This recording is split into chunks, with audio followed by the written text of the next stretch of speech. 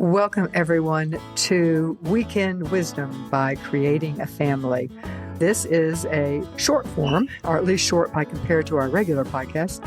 These usually last around 5 to 10 minutes, where we answer a question that is sent in by our audience. If you would like to submit your own question for us to answer, send it to info@creatingafamily.org. Just send it to there, put somewhere in the ray line, the subject line, that it's for either Weekend Wisdom or question for Dawn or something along those lines. Today's question is, should you step in to parent your grandniece or grandchild? All right, I'm going to read the question to you. I'm 67 years old. My niece has gotten involved bad with drugs. Her 5 and 3-year-old were taken away from her, and now the Child Welfare Agency wants to know if I will take them in. My niece has been doing drugs for a long time, and I honestly don't know if she's ever going to be able to get them back. I feel like I don't have a choice. This is sadly not an uncommon situation that we see. We hear all the time that kinship caregivers, grandparents, great aunts, cousins, whatever, feel like they have to take in their kin's children. They almost universally don't feel like they have a choice. After all, family cares for family, right? And yes, that is true.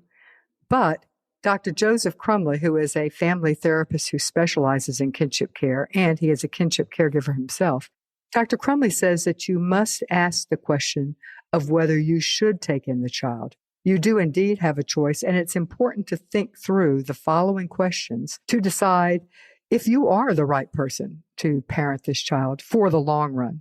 So obviously, a lot depends on whether you think your care will be needed for a short period of time or for the long term. But it's important to note that, honestly, most grandparents and other kin assume that it's only going to be for a short time, and that assumption is not always right. So, according to Dr. Crumley, the first question you need to ask is, can you? Meaning, can you adequately to take care of this child?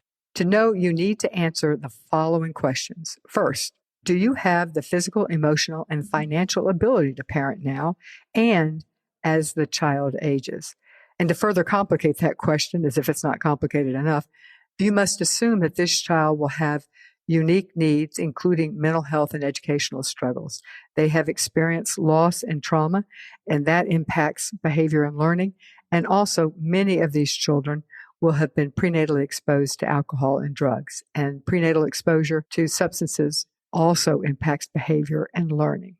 So the next question that you should ask yourself is, what services and support will you need? Can you find and afford these services and support? For example, can you find daycare? Can you afford daycare?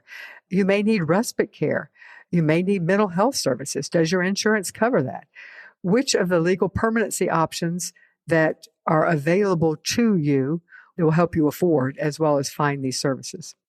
The third question under can you is, do you have the time to care for a child and provide for their everything, their physical needs, emotional needs, educational needs, spiritual needs?